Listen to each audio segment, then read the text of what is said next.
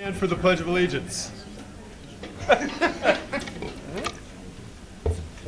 allegiance to the flag of the United States of America and to the republic for which it stands, one nation, under God, indivisible, with liberty and justice for all.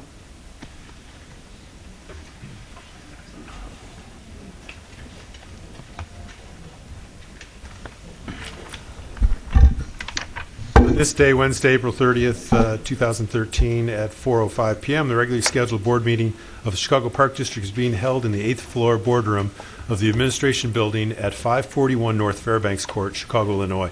Will the Secretary take a roll call of the Commissioners? Commissioner Shalaby? Here. Commissioner Koldyke? Here. Commissioner Lavelle? here. Commissioner Salgado? Here. Commissioner Allen? Here. Vice President Armstrong? President Trobert? Here.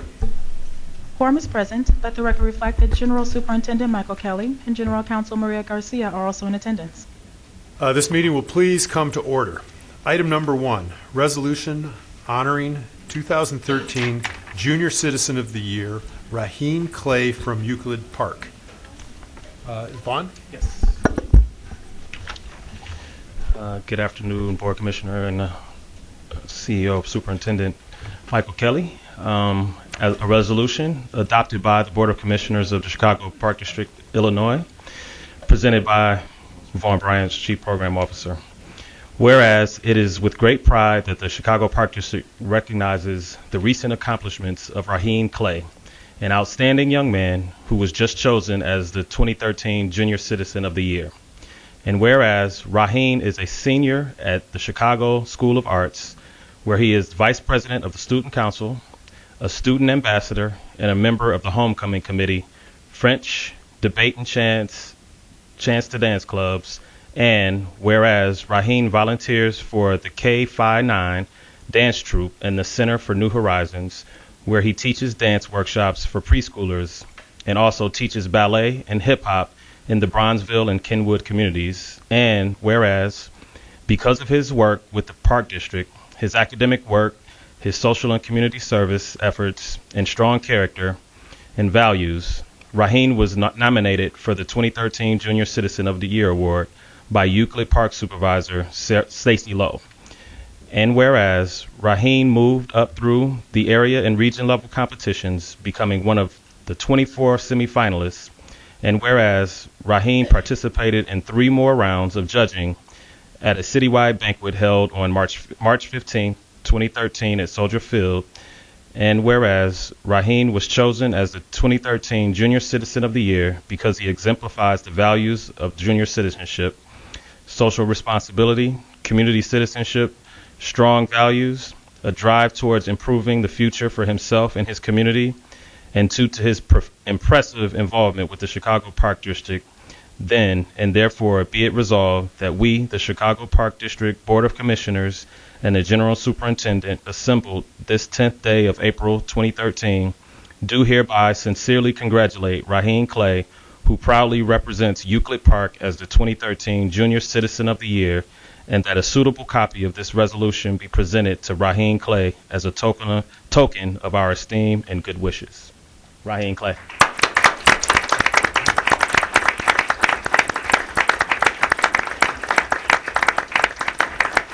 Good afternoon, ladies and gentlemen, members of the board. My name is Krista Brisky-Richard. I'm the events manager with Culture, Arts, and Nature, and I'm very, very proud to introduce you to Raheen Clay, the Park District's 2013 Junior Citizen of the Year. This program, as Vaughn just described, honors park involvement, social responsibility, community, citizenship, and strong values of high school students throughout the district. Ultimately, Mr. Clay, as the 2013 Junior Citizen of the Year, a prestigious honor, grants him a $1,000 scholarship to the school of his choice. So at this time, I'm extraordinarily proud to introduce to you Mr. Raheen Clay as he shares his story.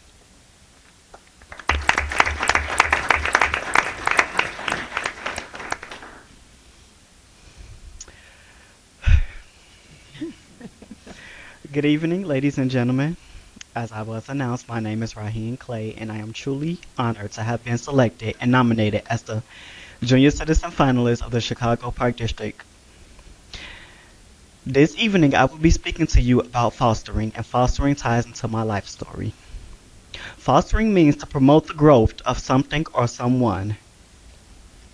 It is such a privilege to have had the opportunity to have participated in all the programs that the Chicago Park District offers, and its dedication and excellence day in and day out. Growing up as a child, I did not have a glimpse of what my life would be like for me. I was in and out of several foster homes and schools until the age of 12. My life was bound or headed for disaster. In 2007, my life was turned around when I met an outstanding, talented, and dedicated young lady, Miss Stacy Lowe. Within only a few weeks after my arrival in her home, I gained mental stability and a fresh focus. I was able to realize the importance and meaning of life lessons and family structures, and that one day I could help assist others in making important decisions. My voice and behavior became the source of others' inspiration. I became a scholar student in school, and I mirrored what an intelligent, on-task teenager looks like. As a teenager today, dealing with the past and new terrible tragedies of gun violence that has resulted in the death of my two siblings in 2012. To better cope and adjust to my life-turning events, I knew I would always be able to depend on dance. Dance helps me to release a lot of anger and bitterness, which pose a triple threat to me. Dance also provides me a chance to inspire other young people, especially males, to become outstanding citizens and future leaders. The motto I have lived by since being introduced to dance by the Chicago Park District Alvin Ailey Dance Camp: teach one, reach one. I have been a pillar in my community with having the ability to mentor and foster troubled teens, which was so freely given to me. Today, as an older teen reaching adulthood, I am now able to have a clear understanding of what the word fostering means, because I was promoted to a better me. Thank you.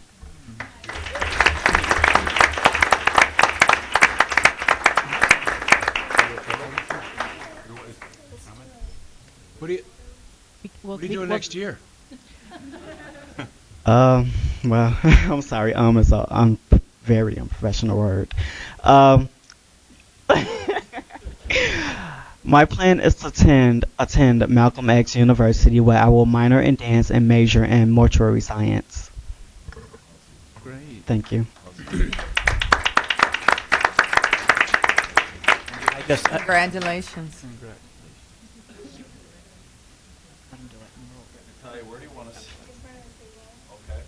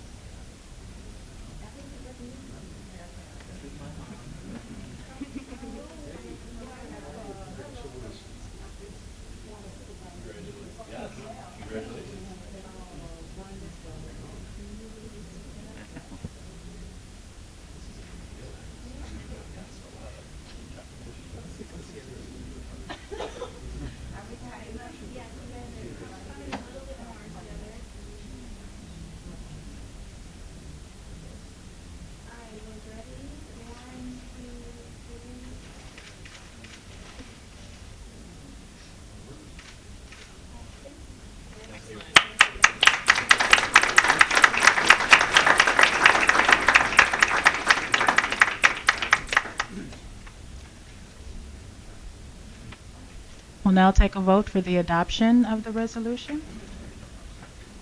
Have to have a motion? I would move to accept.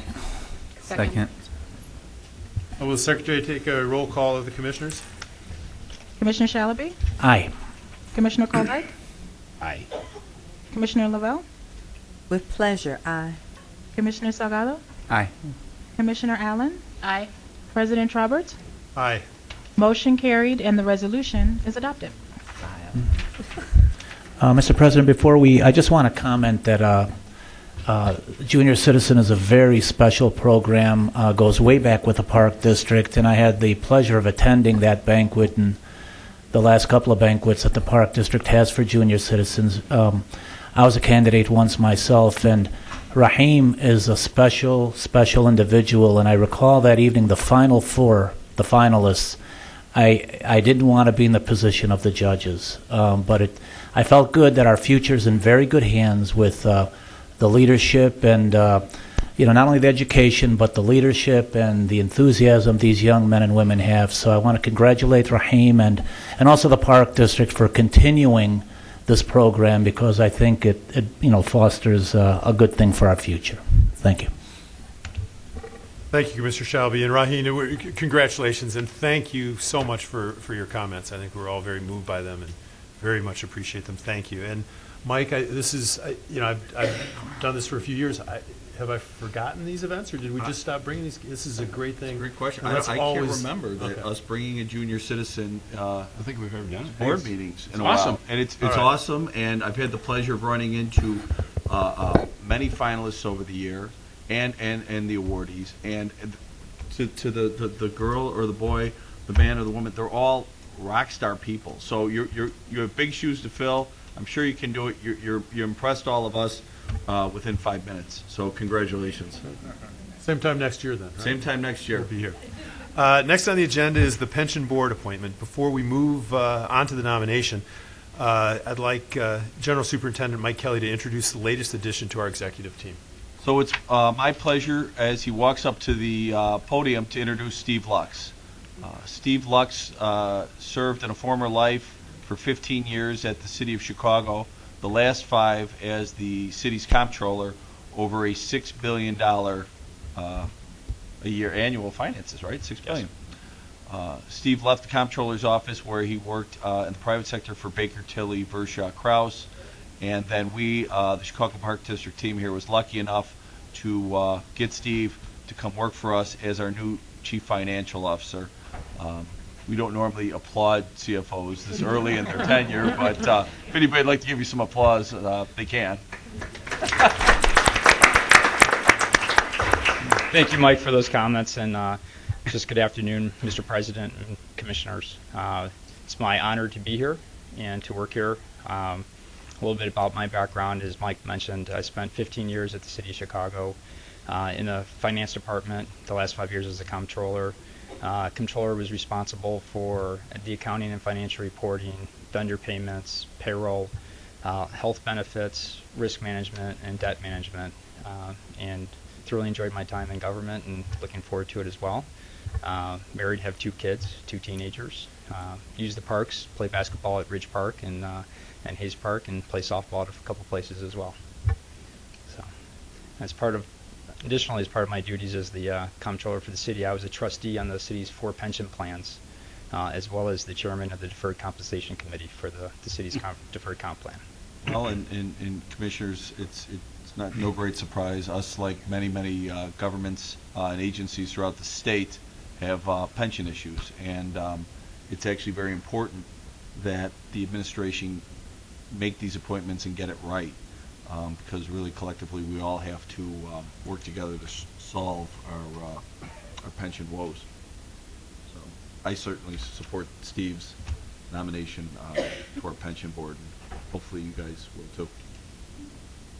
Okay. Well, Steve, on behalf of all the commissioners, I want to welcome you. I had the opportunity, as did Commissioner Koldyke, to be involved in the interview process, and we are really happy that you're on board. I know that you have assured us that you will take a fresh look at how we do things here at our organization, and you'll do everything you can to make it better. And you bring this great wealth of experience, not only operating at such a high level at the city, but also I think it's great that you were outside of the city and saw the private sector. Now you're back serving the public, and I'll really push you to take a fresh look and tell us what you think we need to do to be better. I also appreciate the fact that you and I got a chance to sit down and talk. And when we concluded our talk, I said, we've got to have an open line. And your response was, I understand the fiduciary responsibility of all the commissioners, just as you consider yourself a fiduciary. So I really appreciate that approach, and I hope that you'll keep all the commissioners informed. And welcome aboard. Thank you, Mr. So President. at this time, I'd like to nominate Steve Lux to the Park Employees and Retirement Board and Employees Annuity and Benefit Fund, also known as the Pension Board, to fulfill the term of Melinda Malloy, ending October of 2013. Second. All those in favor signify by saying aye. Aye. Against? Motion carried, and the election is complete. Item number 3, certificates of receipt by Cook and DuPage County Clerks acknowledging receipt of certificates of annual abatement. This will be marked as received and filed by the Secretary. Item number 4, approval of the meeting minutes from the regular meeting held on March 13th, 2013. Is there a motion? So moved. Second. Second. Will the Secretary take a roll call of the Commissioners? Commissioner Shalaby? Aye. Commissioner Koldyke? Aye. Commissioner Lavelle? Aye. Commissioner Salgado? Aye. Commissioner Allen? Aye. President Trobert? Aye. Motion carried, and the minutes are adopted. Next on the agenda is the People in the Parks section. Will the Secretary please call the names of those who have signed up to speak? Our first 3 speakers are Tom O'Laughlin, Willette Welch, and Audrey Fisher. We ask that you please limit your comments to 2 minutes. Good afternoon. My name is Tom O'Laughlin. I'm here representing the Lakeside Lawn Bowling Club and the Chicago Croquet Club. These are a couple of my colleagues from the Lakeside Lawn Bowling Club. I'm here today to talk to you about the Jackson Park Bowling Green. The bowling green was established in the 1920s, and it's seen continuous use since that time. The building and the greens are now in need of serious repair.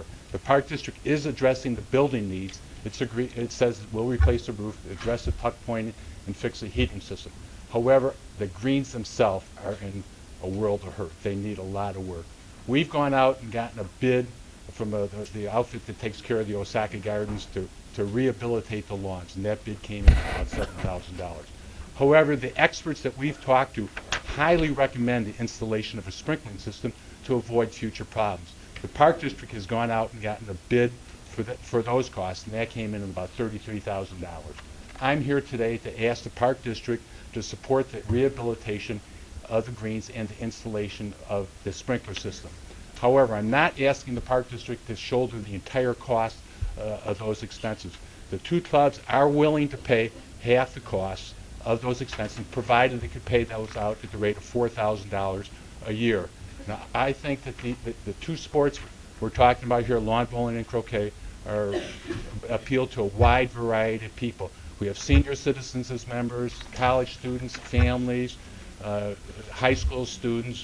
They come from all over the city, all over the region. We hold regional competitions at this place, and this is a great facility. It applies to everyone. I, for instance, don't have a whole lot of problem beating my 5-foot, 4-inch wife in basketball, but I have a very difficult time beating her in croquet. I think they're great sports, and it's a great opportunity. I've handed out some... 30 seconds remaining.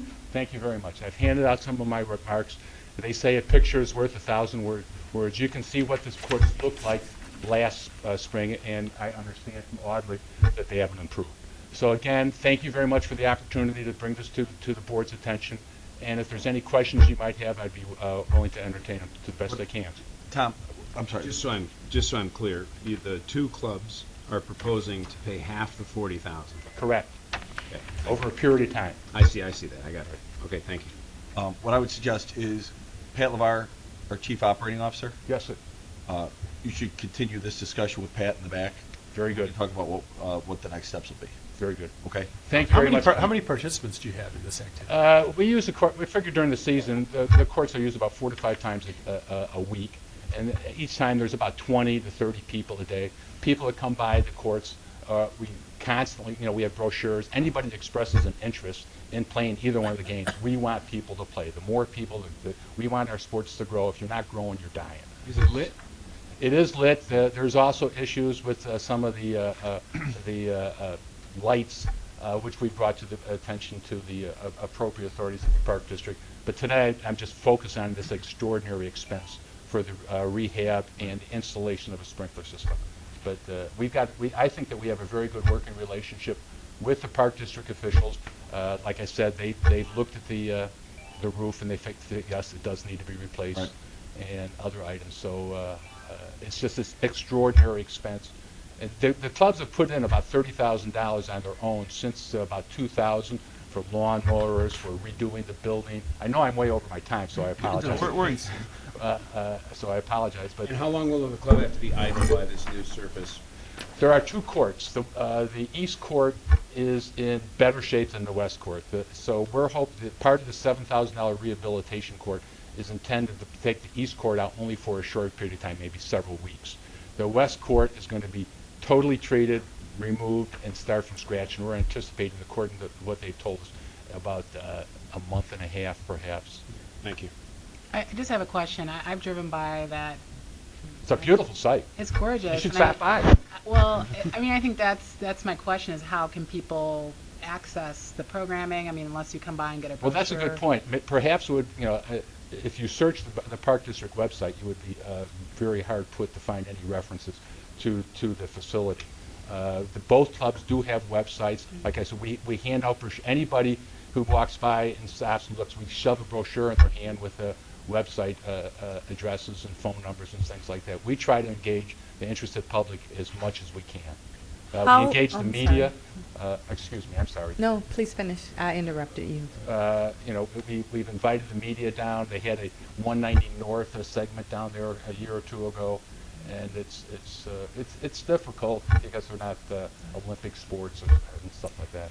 I guess my question is, how do you ensure that there will be subsequent generations of people who play this? Yeah. Through having a good facility. The facility has existed since 1920. I think it's a history over a 90-year period of continuous use by the Lawn Bowling Club since its creation, and by the Croquet Club since about 2000. I think demonstrates that there is real commitment. I think our presence here in trying to get the Park District to make these improvements so that we can attract people. I've had people come down to kind of take a look around and say, oh my gosh,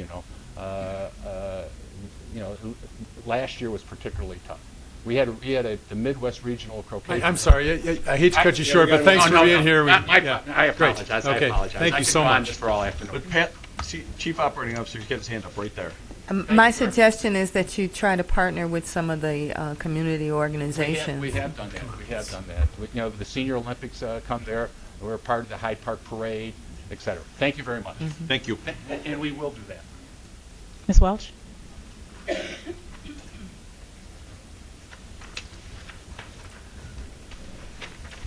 Good evening. Good evening. Good evening. Can you see me? On behalf of the Thule Park Advisory Council, my name is Willette Welch. I am the president. I am also the president of the Chesterfield Community Council, as well as the beat facilitator for the 6 districts, beat 633, which entails Thule Park. I want to briefly just bring to your attention 2 issues regarding Thule Park.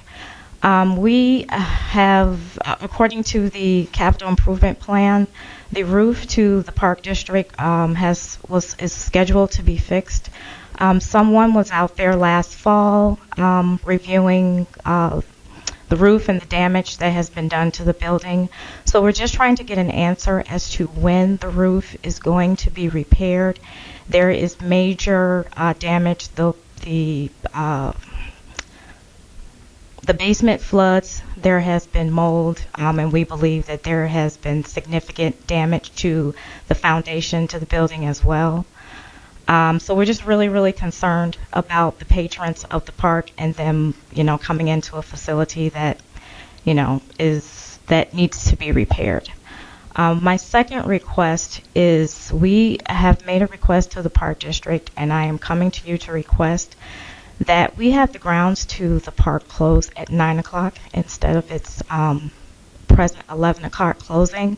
As you know, we've had significant challenges with crime on the south side, and we have noticed an uptick. 30 seconds remaining. And thank you. We have noticed an uptick in crime in the park during and after park hours. We have people on the basketball court as late as 2 o'clock in the morning, and we're trying to find a balance between the patrons of the Park District and the community residents surrounding the park. I do have letters to you that will further detail what I've talked to you briefly today, and I would ask that you take that request into consideration. Rob Raymond Thank you. can help you with the construction on the roof, the dates, and the assessment. Yes. I'll take the security issues. Okay. Thank you. Thank you. Ms. Fisher?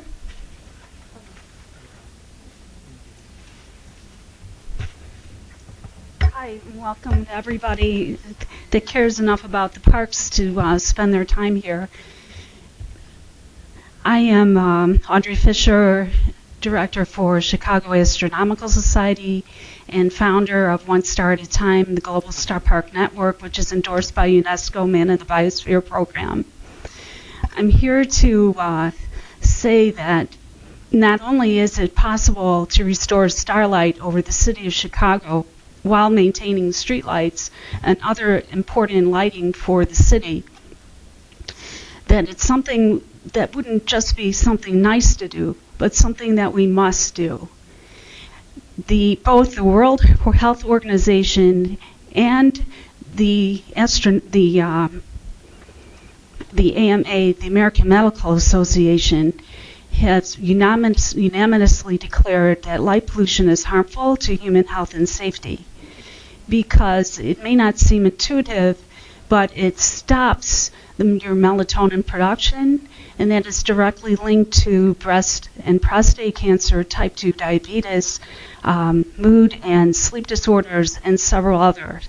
And I have the documentation to prove it, and I'm happy to share that with you.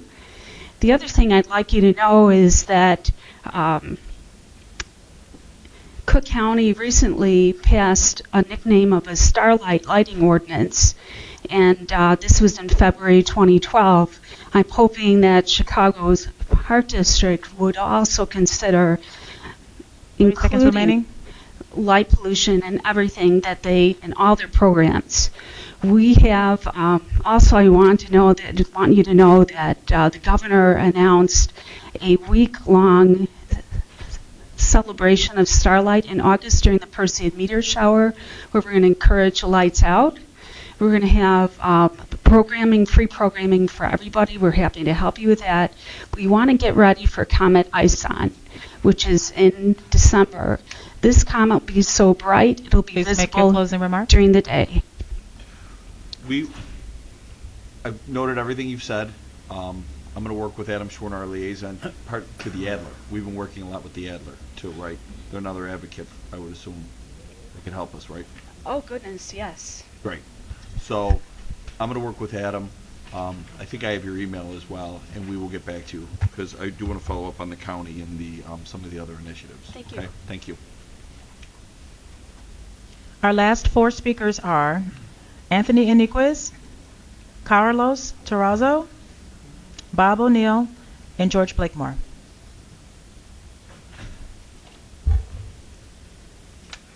We meet again. I represent Toohey Park, not Thule, but Toohey Park at 7348 North Paulina. And first off, I would like to thank the superintendent, president, and the board for all your cooperation and supportiveness and putting up with me month after month after month.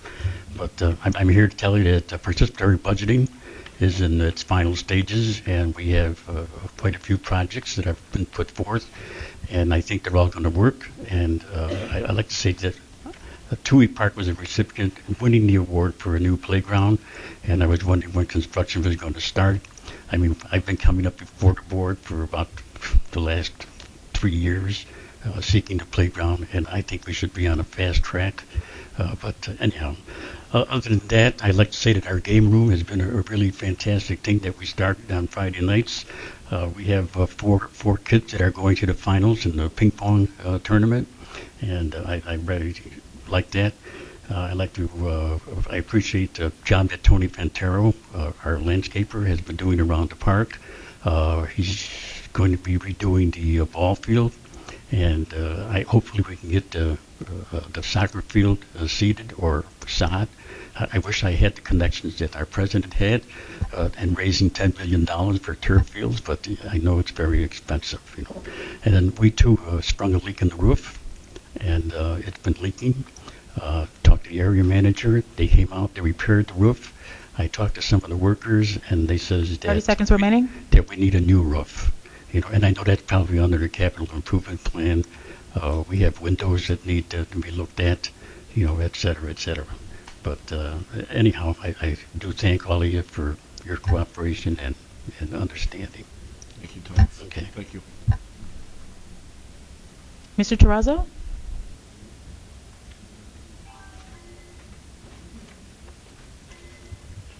Hello to all, and thank you all for being here.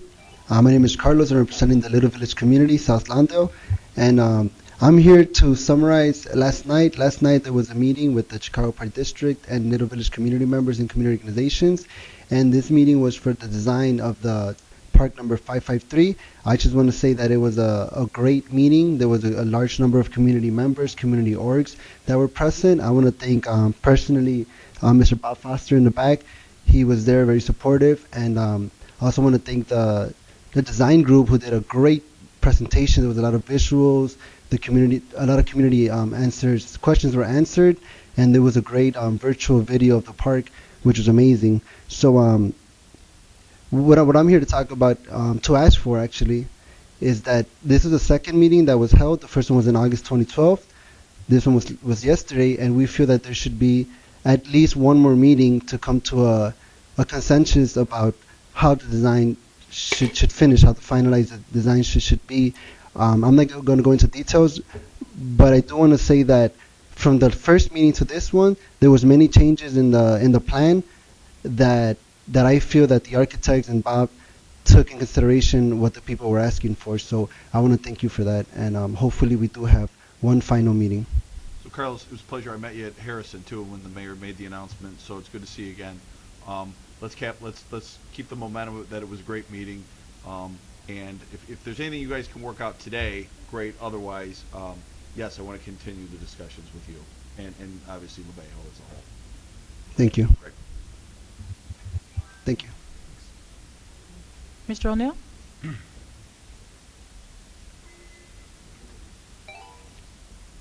Good afternoon, Superintendent and Commissioners. I'm Bob O'Neill with the Grant Park Conservancy and Advisory Council, and I'm here to talk about the next agenda on the item, which is Norley Island.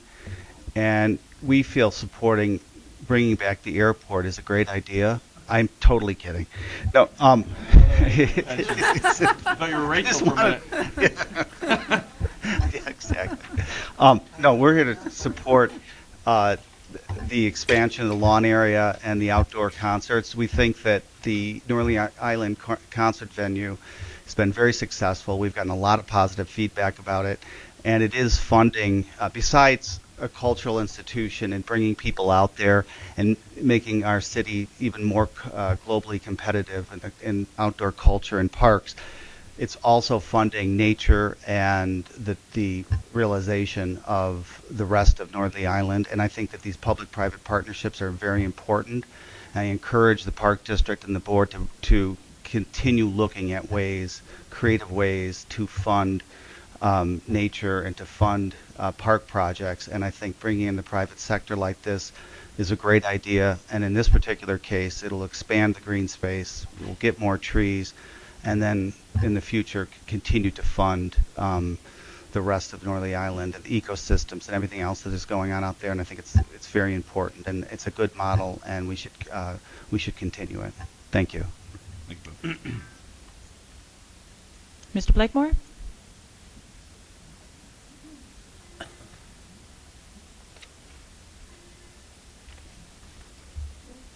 Good afternoon to the citizens and to the staff and to the elected officials and the bureaucrats. Sometimes we forget where we come from. History is very, very important. It's a historic event that has happened 30 years ago. What is this historical event? And what was it about? Harold Washington. April the 15th, April the 29th, perhaps I have these dates not correct, but anyway, a great event happened in the city of Chicago. It was a mayor who was elected, the first black mayor of the city of Chicago. During this time, the black community was very involved, very happy, celebrating, and the other communities was not so happy about that event. Today, I read, I see, I observe little flash mobs and unemployment, crime, drugs. Our people have many issues, many issues.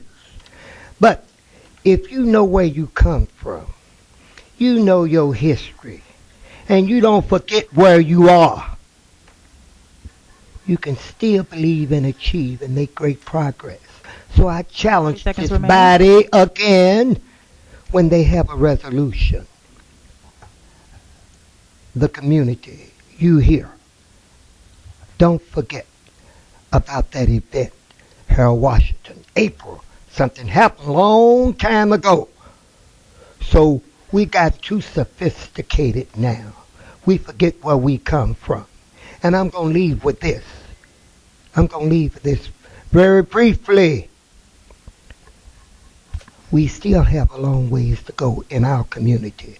We have not overcome all these legacy of slavery, and just as an insult to the black community that nobody brought up that resolution concerning Harold Washington, because it's not about the man. It's about the challenge and the freedom of black people and the opportunity and the reaching out that they struggle to get one of their own elected in this city. Again, may God bless you, and may you bless someone else. And don't be too sophisticated to forget where you came from, forget your history. And then again, I'm very happy to be here. And I am putting this resolution to this body this day. April is Harold Washington month, his birthday, and being elected the first black mayor of the city of Chicago. And thank you, and thank you, and thank all of you. I've been heard, I've been seen, and the ancestors will say, amen, amen, and may amen. And may God bless all of you.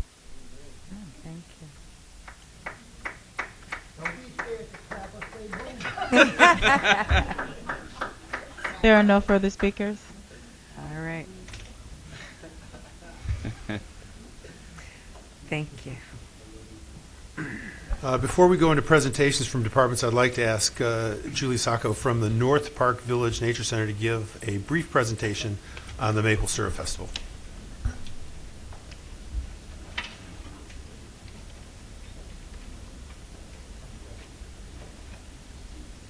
Thank you very much, ladies and gentlemen. And these two young folks with me, Sarah and Rosa Yonan, they're wonderful examples of volunteers at the Nature Center. All the work that we do, so much of it would not be possible without the great involvement of really dedicated volunteers, such as these two young ladies. They can talk a little bit about what they do at the Nature Center, but I'll talk real briefly about the Maple Syrup Festival, which was a huge success. Thanks again, in part, the community is so actively involved. The volunteers are just so generous with their time and their talent. So it's easy for the staff to be able to put on a festival and attract 4,000, 5,000 people on a weekend, regardless of the weather. So everything about the Maple Festival is historic, and it's fun, and it's educational. And these great kids, I shouldn't call them kids because they're young adults, and they participate in every aspect of our programs, whether it's festivals or whether it's preschool programs, whether it's field trips. They actually help us tap the trees to get the sap, to boil the syrup, to bottle it up, and we have little gifts for everyone, little samples. This is authentic syrup. It's not your log cabin, brand. So actually, ladies, if you'd like to help me pass this out, we can do that. And Cool. yeah, Yeah. thank you. You wanna- See, now we'll never want log cabin again. You really messed me up now. Thank you very much. Now that I know real maple syrup, I'm going to be in I've been trouble. wanting a bottle of Park syrup for some time. So, young ladies, what is your favorite part of making the maple syrup, and Thank you. what is the hardest part? Because I know it's kind of challenging to do. Thank you. Boiling, 40 gallons to make.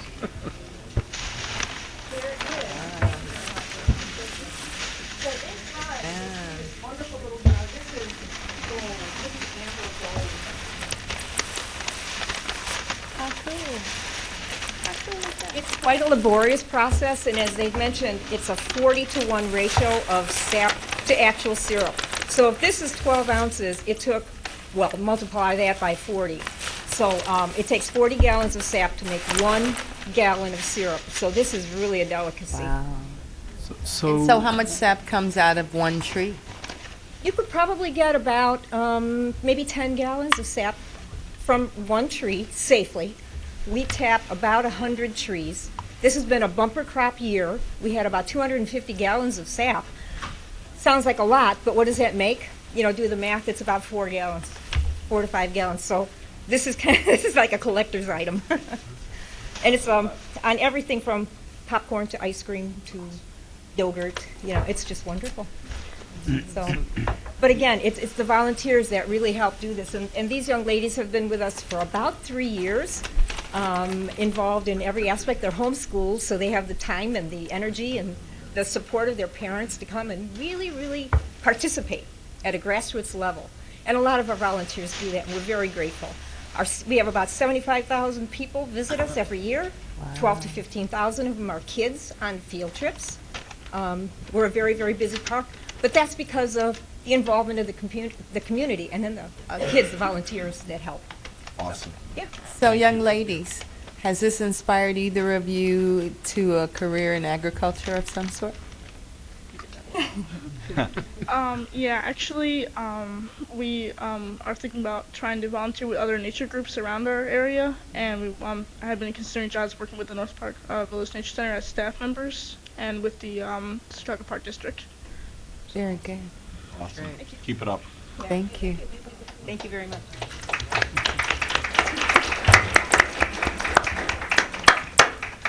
How cool is that? Great, thank you so much for being here. Next, we will hear an update on Northerly Island.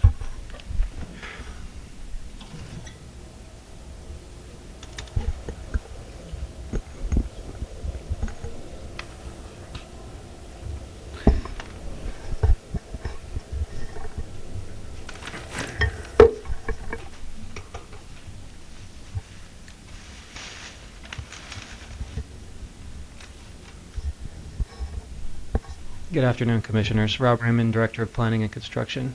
We should have the presentation up here in a moment. Okay, this is an update on Northerly Island. I'll start with some context, touching briefly on the 2012 Framework Plan, and then provide updates to the two major projects that are currently underway on Northerly Island. This rendering that you see is from the 2012 Framework Plan. And aside from the numerous stakeholder group meetings, the project was presented at 7 major public forums, including the American Planning Association Midwest Conference at Northerly Island, a large public meeting at Spertus Institute. I think, Mike, you were actually there running one of the breakout sessions. An open house at Studio Gang, the actual architect working on the project. They opened their doors to the public for an in-house open house. And then, again, a packed meeting at the Chicago Architecture Foundation for the unveiling of the final plan. The big elements of the plan include an open-air concert venue to the north, a great lawn and active areas leading to the community center, a varied and accessible natural area to the south, a ring of barrier islands to the east, and aquatic recreation area in the newly created cove. Again, these are big plans, not making any small plans. There were some basic principles established early in the process that generated the plan. The first was creating an active to passive gradation from north to south. The second was a woods to water transition from west to east. And the third established a set of principles. Become a natural extension of the museum campus and provide an active learning environment for kids and families, including Earth, water, and the cosmos, given the museums that are in the area. We also want to build on the success of the concert venue as an economic engine for the island, one that would help to build fish and bird concerts to the south. And that was foreseen in the framework plan, and it's actually happening now. You're walking a fine line. Yeah. Okay, we'll start from the north. This image shows what the East Harbor Edge could look like someday. It too could become part of the northern active zone and generate revenue for the continued development, operations, maintenance, and programming of Northerly Island. This image depicts what the Great Lawn could look like north and east of the existing community center. You can see that the start of the wooded environment is going to the south, and this rendering shows suggests building a new community center and salvaging the roof and columns of the existing building for an open-air pavilion. Urban camping is a big part of the vision at Northerly Island. It's already happening, and the programs are growing. This rendering shows a matured natural area with boardwalks heading to the south past the community center. This is a rendering of a new pond and wetland at the southernmost portion of the site. This shows the cove that's created by the barrier islands, and this could be an entirely new kind of recreation and nature programming for the Park District. The plan even suggests sinking a ship in the cove for fish to inhabit and divers to explore. Now this slide shows the boundaries for the two projects that I want to discuss. On the left is the existing concert venue approved by Plan Commission in 2005 and still is ongoing today. You can see the existing footprint, and the yellow outline shows the expanded site boundary. The current site's 4.78 acres. The new site coverage will be 6.89 acres. On the right is a $7.7 million 40-acre habitat restoration project for the south half of Northerly Island. It's an Army Corps project starting now and finishing in the summer of 2014. It's being paid for with federal funds that require a $2.7 million local match. The project on the left is providing that local match. It'll also help pay for the natural area maintenance, art, urban camping, polar adventure days, and other programs on the island.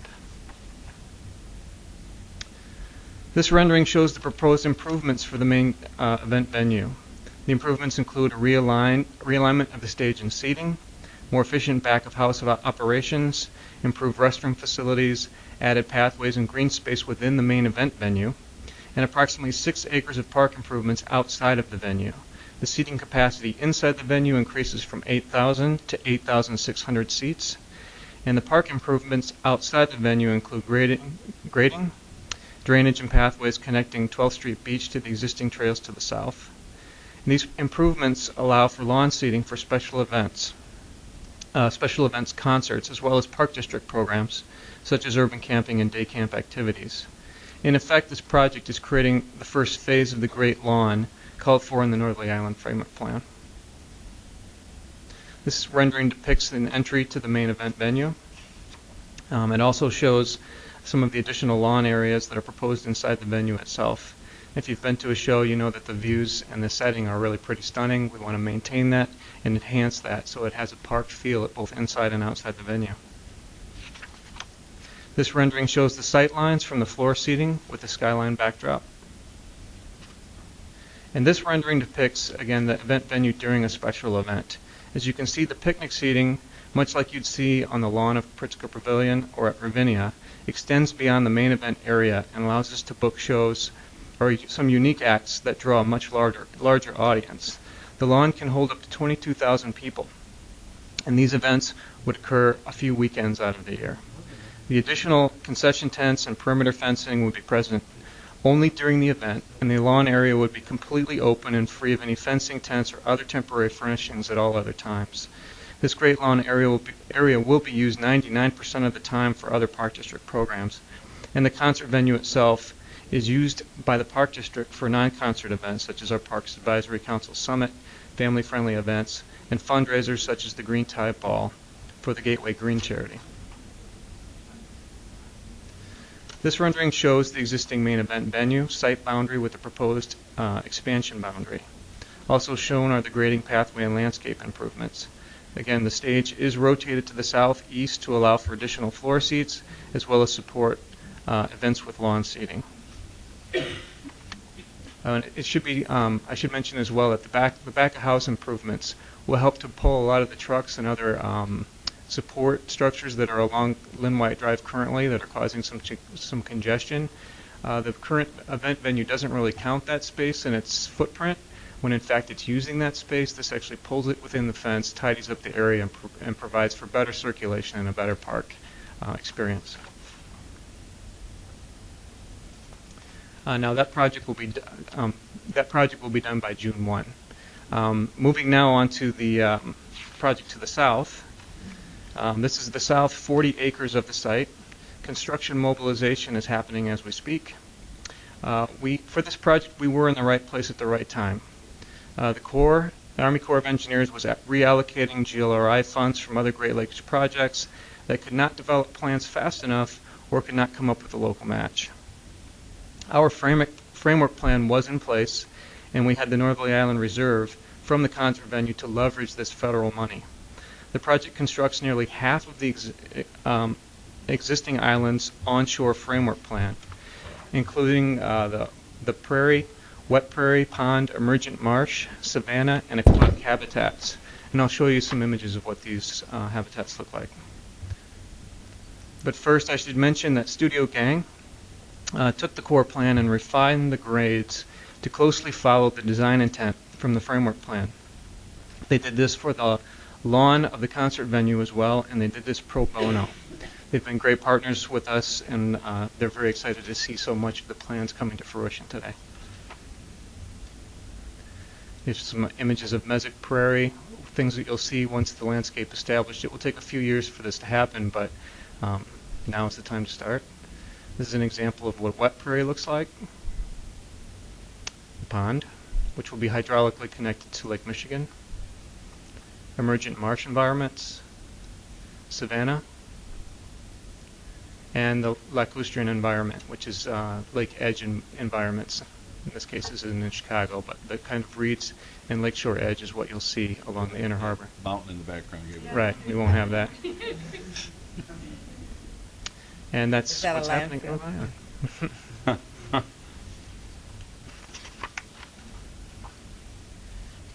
And that's it. If anyone has What's any the total questions. dollar amount that you've gotten from the Army Corps of Engineers?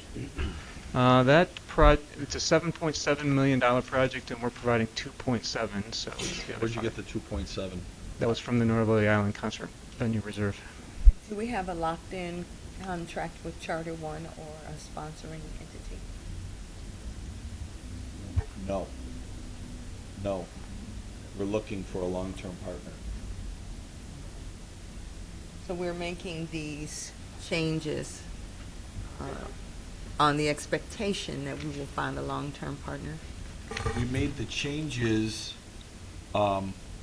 because by increasing by 3 to 6 larger events a year, we will double our revenues.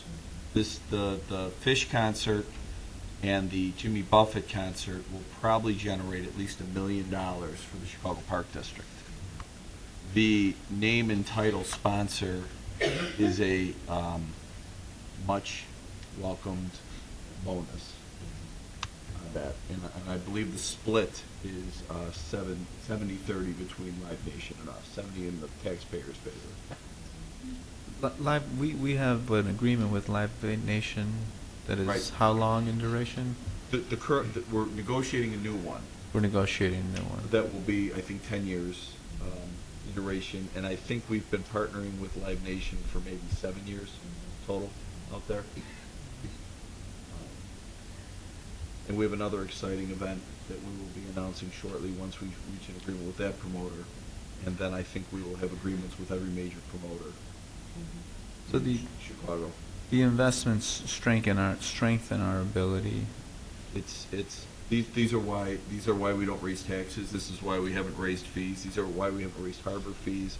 It's the park districts continuing to try to find new sources of revenue to keep all our costs down. No, Mike, to your point, if you were to go and look at what we did 2 summers ago in terms of concerts and concert revenues compared to what's lined up for this year, Right. it's dramatically different. It's dramatic. It's dramatic. And for another example, Soldier Field, non-bear game event revenue. This will probably be the largest year we've ever brought in for non-bear game event revenue. So these are the efforts by everyone at the Park District team to try to do everything we can and not raise taxes, not raise fees, and not raise even mooring fees right now. But we are looking for naming rights to sell naming rights to the facility. Better believe it. Rob, can you go back to your first slide? And I know we can't spend too much time, but I just had a basic question on this. So this is a tough place to get to. You know, you've got this one. You've got to go out towards the planetarium. There's just one entrance. There's plans for a pedestrian footbridge that we don't see on any of these. What's the status of that? We've been talking with Studio Gang about ideas for approaching that. We're considering moving bridges that allow boat traffic to go unimpeded without having to go so high up in the air, not limiting any sailboats to any part of the harbor. We're actually looking at, I believe, ferries going across. I think we'll be ferrying this year. So we've got some time to look at how these things work, and Studio Gang's come up already with some interesting images of really fun footbridges in other areas of the world. So one that comes to mind is this really interesting bridge that curls up on itself like a caterpillar. It exists, and it's pretty interesting. But we can approach this site in a way that you wouldn't necessarily see on a regular CDOT or like something the Army Corps of Engineers would design. Potentially. Right. Yeah. Mike, just there is a pinch point there. We're going to be bringing a lot of people out here at concerts, and for however proactive we can be about thinking about moving people, it's not the end of we all wait a long time to get into Bears games, but I think this it's a potential problem. You'll look at that very carefully. No, we'll look at it very carefully. We've got all the mines that help us get 63.5 in and out of Soldier Field every Sunday. Those are the same mines on this, and I mean, the fact is this: if you wait till the last minute to get into the Fish concert, as Fish concert goers do, you're going to wait in line. It's that simple. If you wait until the last minute to get in a Bears game, you're going to wait in line. But we're confident that we will put everything in place to get mass amounts of people from the parking garages and from public transportation in and out of there efficiently and safely. Great. Hey, thank you, Rob, and again, tribute to your team for being nimble and being ready to take that Army Corps money that I know was going to other communities, and they just weren't ready to receive it. So, great opportunity. Thanks, Rob. Next on the agenda is the report from the Committee on Administration. The Committee on Administration met on April 10th, 2013 to consider matters referred from March 14th to April 10th, 2013, and hereby recommends that its report be adopted. Adopted, item number 1, authorization to purchase software and increase the not-to-exceed amount on the current contract for Oracle system upgrade services. Adopted, item number 2, adoption of a resolution declaring official intent regarding certain capital expenditures to be reimbursed from proceeds of a bond issue. That concludes the report of the Committee on Administration, and I move for its adoption. Second. Will the Secretary take a roll call for the adoption of this matter? Commissioner Shalaby? Aye. Commissioner Koldak? Aye. Commissioner Lavelle? Aye. Commissioner Salgado? Aye. Commissioner Allen? Aye. President Trobert? Aye. Motion carried and the report is adopted. Next, we will hear the report from the Committee on Programs and Recreation. The Committee on Programs and Recreation met April 10, 2013 to consider matters referred from March 14 to April 10, 2013, and hereby recommends that its report be adopted. Item number 1, request to officially name parks that have well-known nicknames. That concludes the report of the Committee on Programs and Recreation, and I move for its adoption. Second. If no objection, we'll apply the last favorable roll call vote from the prior matter to this matter. Motion carried and the matter is adopted. Next on the agenda is the report from the Committee on Capital Improvements. Committee on Capital Improvements met on April 10, 2013 to consider matters referred from March 14 to April 10, 2013, and hereby recommends that its report be adopted. Item number 1, authorization to issue final payment for work completed in connection with the Broadway Armory Rehabilitation Phase 2. Item number 2, authorization to issue final payment for work completed in connection with Park 503's remediation. Item number 3, authorization to enter into change order number 2 for Park 510 Livingston Field. All the aforementioned items were adopted. That concludes the report of the Committee on Capital Improvements, and I move for its adoption. Second. We'll take a roll call vote for this one. Commissioner Shalaby? Aye. Commissioner Koldyke? Aye. Commissioner Lavelle? Aye. Commissioner Salgado? Aye. Commissioner Allen? President Drebert? Aye. Motion carried, and the report is adopted. Under unfinished business, nothing was presented for consideration. Under new business, nothing was presented for consideration. That concludes the board meeting. Is there a motion to adjourn? So moved. Second. All those in favor of the motion signify by saying aye. Aye. Aye. Against? Motion carried. The board meeting is now adjourned.